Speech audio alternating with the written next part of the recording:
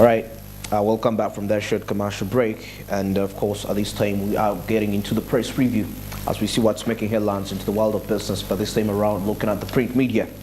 And with me, I have quite a variety on my table here. And of course, I'm going to be choosing one by one as we shall be reviewing these particular reports in these papers. And starting up with the New Vision, I see the private sector encouraged to embrace the Buy Uganda, Build Uganda. That's to improve quality. The trade and industry minister, that's Francis Mwebese, and state, that's for planning, Amos Lugolobi, have implored the private sector that's to embrace the government's policy on Buy Uganda, Build Uganda, saying their products are on both local and international markets at the same time. Wow, something very, very remarkable right there. The ministers reasoned that for Uganda and the manufacturing, that's Uganda and manufacturing companies to be able to compete in economic blocks such as East African Community, Common Market for Eastern and Southern Africa, and the African Continental Free Trade Area, that's high quality products are a must.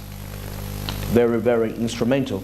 And you know, when they bring about the entire aspect of the African Continental Free Trade Area, it's something that really deals with quality, and this time around it's going to be much more on the value addition, of course adding value on those the products produced within, which are largely agriculture. And so there is need for the private sectors of the different nations, that's the different African nations, to really cooperate to ensure that this is really exploited that's efficiently, I can say executed efficiently regarding that particular aspect. And of course, speaking to the private sector during the 12th edition, that's of the People's Choice Awards that were at Serena Hotel, the Mwebesa told the business community that they should strive to improve the quality that's of their products in order to restore public confidence in the locally manufactured goods. So quality very important to ensure that the Buy Uganda, Build Uganda concept is really, the purpose is achieved because let's look at a scenario whereby the Ugandans are being encouraged to actually purchase the locally manufactured products, but at the end of the day, the quality that is put out there is not up to the standard that is really that a person would really want to consume.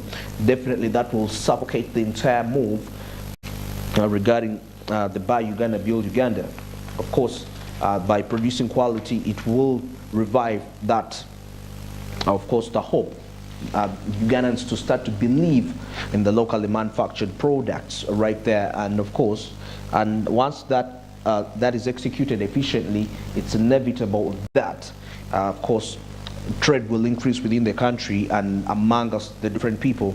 And this is something that is very, very key in case a nation, of course, is to develop. But the bigger picture here is the region growing, looking that we are getting into different treaties right there to ensure that we actually create a stable economy and which will be in position to give our youth jobs, because they are the large people that are really being affected when there is limited confidence of the Ugandans to purchase the local products. Definitely the factories will run out of market and business, definitely. So quality is very key.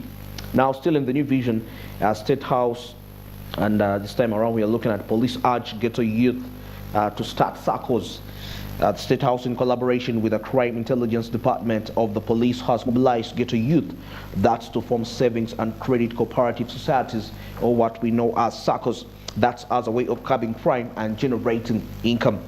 Encouraging the youth to embrace the government programs, the director of the Crime Intelligence in Uganda Police Force, that's Brigadier General Christopher Damulira, said the government had various projects that's for the youth to fight poverty and reduce the crime rate in the city.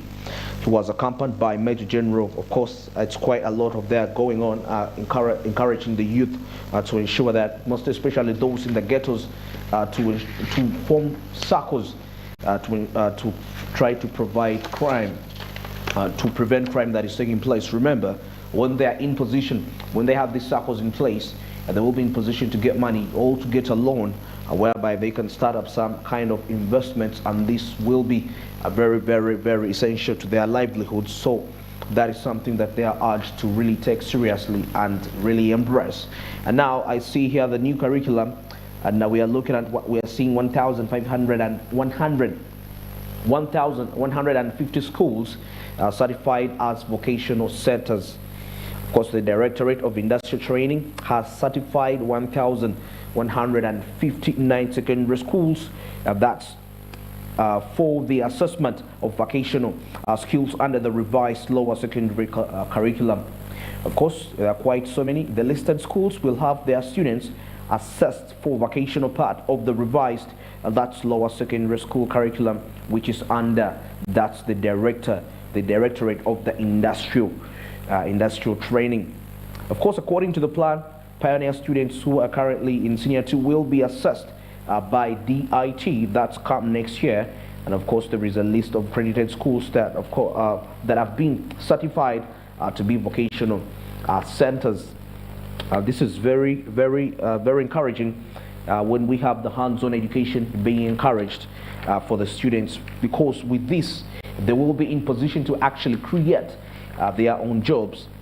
And this fights what the entire education system in Uganda, which is largely really built on that's on people looking for jobs, but they're not in position to actually start up their own jobs. So if we embrace this move, as we have more schools being ratified, 1,150 I say is quite a big number in that, and that really gives Ugandans a wide range of access to ensure that they have their children, of course, study these courses and they become much more better.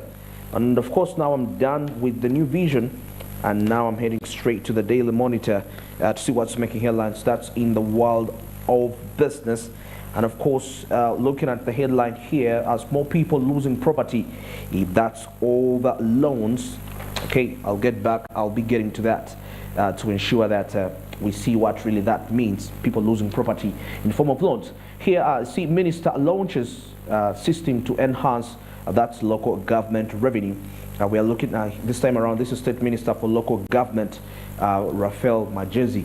And of course, according to a report here, the Minister for Local Government, Mr. Raphael Magezi, has launched a sustainable development that's through improved local governances program aimed at capacity building.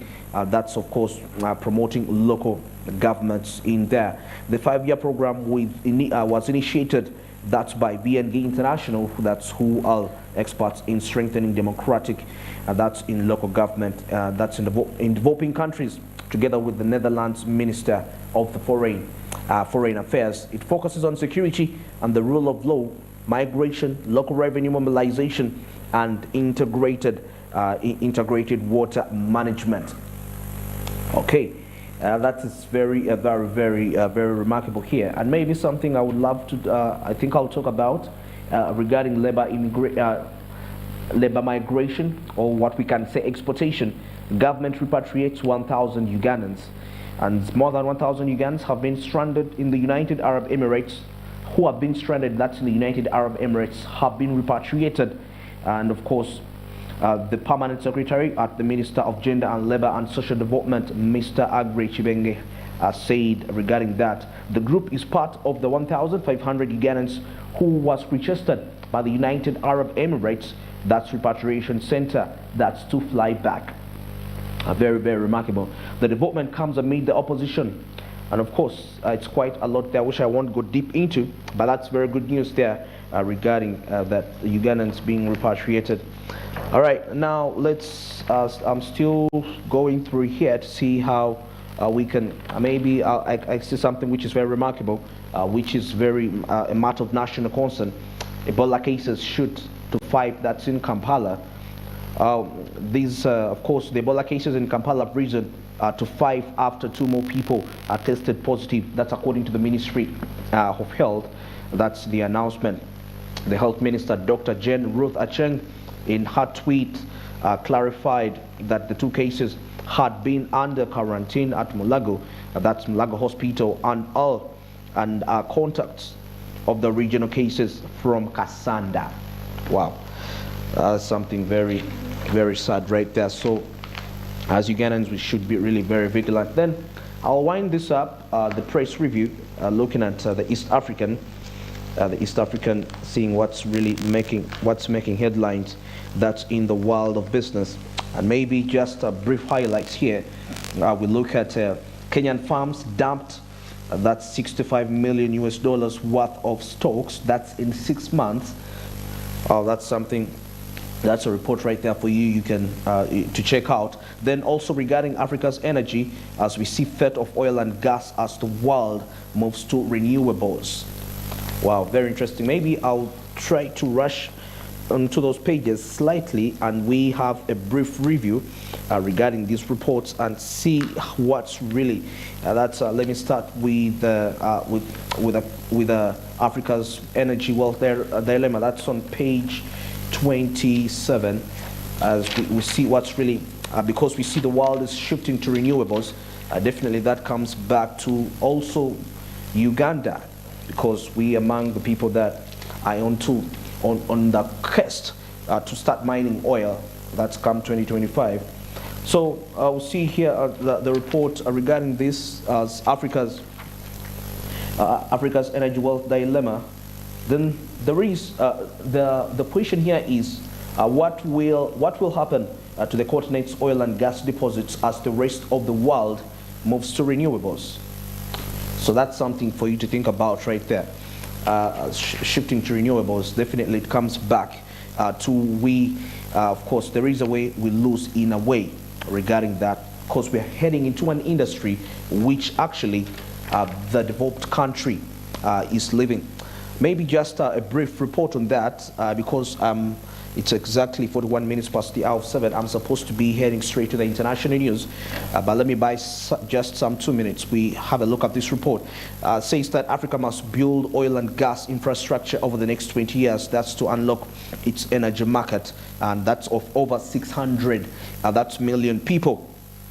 Of course, experts say, according to that, this is because the rapid shift in the taste of the world towards renewable energy means that countries that boast vast untapped hydrocarbon reserves and depend on exporting, and of course these for revenue and attracting investment funding, will face increasing challenges. Wow. So something to take home and think about that. What is the fate of Africa? When we look at the energy dilemma, we see the world is shifting to renewables. Well, that is something for you to think about. All right, that's it for the press review. And now let's get straight to the international news.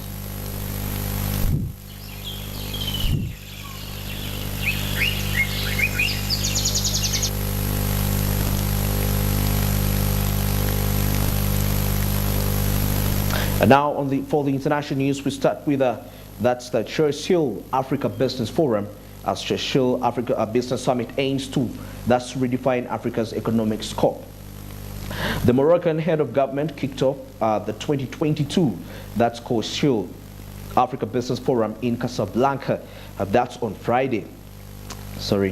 Hundreds of the most influential decision makers that in Africa were present at the summit, a positive gesture for Morocco that seeks to broaden its economy.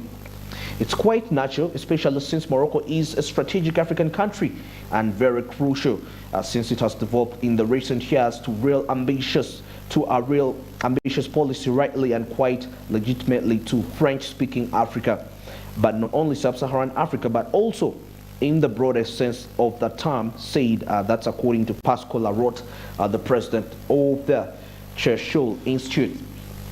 Right. Of course, he made a statement here and said that we are delighted with the success of the forum, the quality of the exchanges and the participants. That's on the level of discussions they had regarding that, and says that they are able to realize both the difficulties that others face and the solutions they propose. Also present at this Pan-African Summit was Madagascar President, that's André Rajoelina, who participated in a special panel, of course exposing the investment opportunities in the country. The African delegations had the opportunity to highlight the various sectors that through several panels that always placed Africa at the heart of the debate. The summit has indicated that it is time to turn that's to more horizontal structures and promote the emergence of Africa as a continent with future opportunities right there. So something very remarkable right there. We're seeing the President of the Republic of Morocco and the President of Madagascar, of course, getting in touch and exploiting opportunities in the country. That is something very remarkable. I think we need more.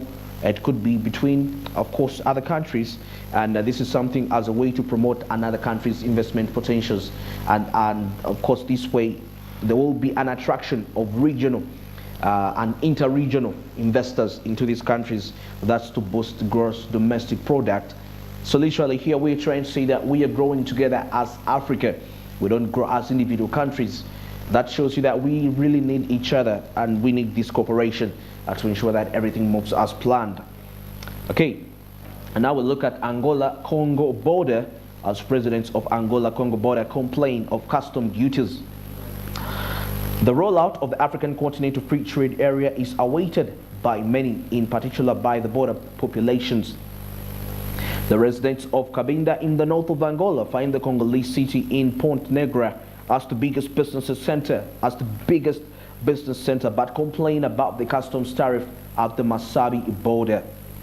Jose Datsomulana, a spare part dealer, explains how the exchange works, and of course the Grand Market, the main square in Ponte Negra, is where hundreds of Angolans, that's from Luanda and Cabinda, Cabinda, that's where they trade from. Cabinda is not yet that's in free trade zone, but the territory's characteristics have led the government to create more favorable conditions to trade with, and of course with the Republic of Congo. Antonio Vega from the General Tax Administration shed some light of the tax regime. As for those who leave, that's from business, the custom rates are also lower, but of course they'll have to wait until they disappear. That's completely. And of course this is bringing about concerns regarding custom duties, because one of the key aspects of the African Continental Free Trade Area is that countries will be in position to trade amongst themselves, of course, without taxes being put. So there will be tax exemption, as Africa literally will be one market. So I'll be in position to go and trade from any other country as I feel like. So that is something. So if we see customs looking at now Angola and Congo border of custom duties increasing, that is something that is very, very, very of course very remarkable, something to really take seriously, and of course it's worrying the stakeholders in charge of the African Continental Free Trade Area in that way. Okay, now away from that, let's wind up this with India fining Google. India fines tech giant $161 million, that's for unfair practices. Okay, Indian authorities have fined Google, that's 13 billion rupees, that's for using its Android platform to dominate the market. The country's competition regulator has accused the tech giant of entering into one-sided agreement, that's with smartphone makers, to ensure that the dominancy of its applications. Of course, they want to ensure that their applications are really dominant right there. It has ordered Google to cease and desist from such practices, as Google has not responded to the fine of the accusations yet. The Competition Commission of India, in a statement that's on Thursday, that Google was abusing the licensing of its Android operating system, that's for a range of smartphones, web searches, browsing, and video hosting services. It said that Google was entering into forced agreements with players that's in the space to ensure that its bouquet of apps such as Google Chrome, YouTube, Google Maps, and others were used. Okay, the statement added that this practice was stifling competition and gave Google continuous access to consumer data and lucrative advertising opportunities. The CCI has also asked the Google to, of course, to not force device manufacturers, that's to pre-install its apps, and that it must allow manufacturers and the users to install applications of their choice during the initial setup device. Google is still facing a series of antitrust cases in India, and authorities are also probing Google's conduct in the smart TV market and its app payment system. Of course, regarding that, the Android-related inquiry was stated in 2019 following complaints by consumers that's of Android smartphones. The case is similar to the one Google faced in Europe, where regulators imposed $5 billion. That's you get an $5 billion rather fine on the company for using its Android operating system to gain unfair advantage that's in the market. All right, we've come to the end of the international news, and now this time let's get into the business tips and quotes. This time around, of course, it's a session to inspire you as an entrepreneur, and to inspire your career, and of course to ensure that you look up to the people that have gone ahead of you in whatever career you're really pursuing.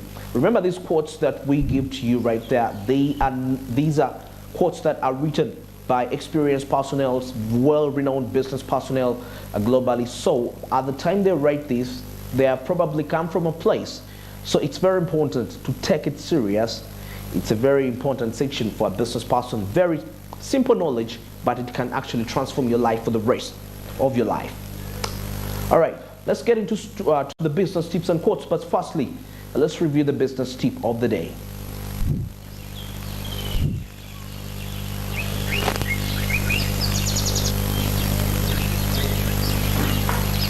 The business tip of the day says, be prepared to evolve. Small business owners need to be prepared. That's to roll with the punches. The market will inevitably shift over time, and business owners need to adapt to keep their product relevant. Refusing to change, definitely your approach to what customers want or need will only hurt you in the long run. All right, now something that you should this time around, actually, this particular quote was trying to emphasize the aspect of innovation. As an entrepreneur right there, you need to be quite very innovative. Remember, the world is always changing. I mean, technology is always evolving. So as technology evolves, as the world changes, in most cases, consumers are driven by trends. You get that? So definitely, as an entrepreneur, if you really want to be competitive into your game, it's very important that you consider that aspect, that you change with the trend. Change with the trend. So with that way, you will have the market, the consumers' attention, definitely, because people want things that are trending. That's just majority of the people. Though it's not a say that what is trending is the best, but it's just the mindset of the people. And remember, you're not doing business for yourself.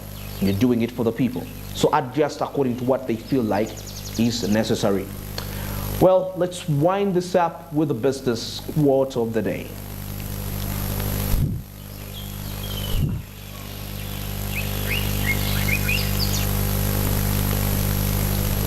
The business quote of the day is, the secret of your future is hidden in your daily routine.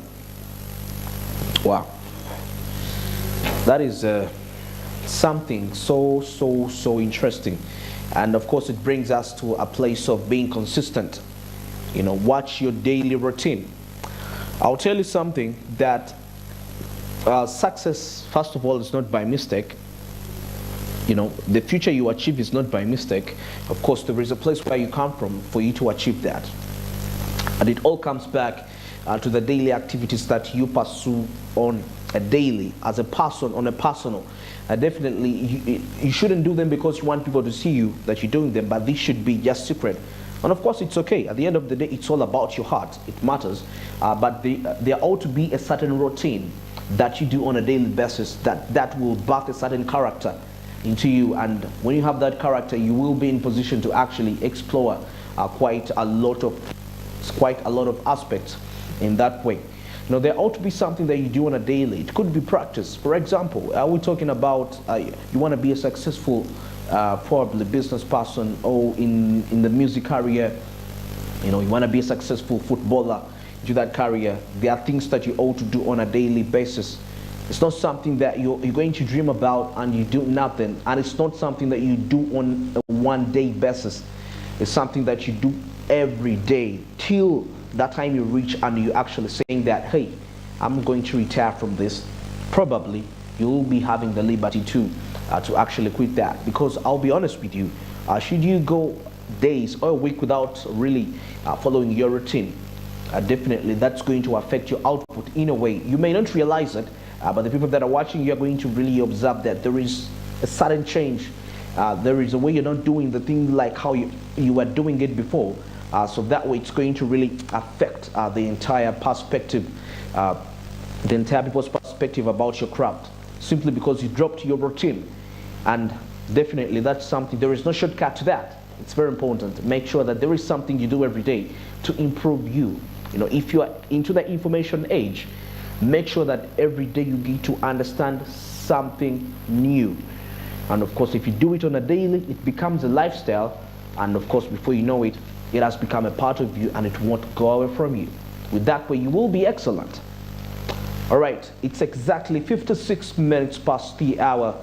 That's of 7 a.m., 4 minutes to the top of the hour of 8 a.m. Let's get into a short commercial break. We'll return with the Coffee Court. Good morning.